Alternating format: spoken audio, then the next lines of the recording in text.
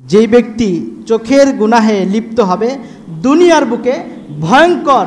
5পড়তে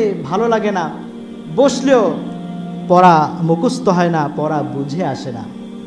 মনে করতে হবে সে মারাত্মক কোনো গুনাহের মধ্যে লিপ্ত হয়ে গিয়েছে, চোখের গুনাহ তার বেড়ে গিয়েছে, এর জন্য তওবা করতে হবে। নাম্বার 4, তাহাজ্জুদ নামাজ পড়ার তৌফিক তার হবে না এবং ফজরের নামাজও জামাতেও সে শামিল হতে পারবে না। ফজরের নামাজ কত গুরুত্বপূর্ণ নামাজ, দিনের শুরুর নামাজ। এই নামাজ যারা পড়ে, নামাজের পর মহান আল্লাহ সুবহানাহু ওয়া তাআলা রিজিকের ফয়সালা করেন, রিজিকের বরকত বন্টন করেন যারা ফজরের নামাজ আদায় করে। যারা ফজরের নামাজ পড়ে না তাদের রিজিকের বরকত বন্টন হয় না, রিজিকের বরকত থেকে তারা মাহরুম হয়ে যায়।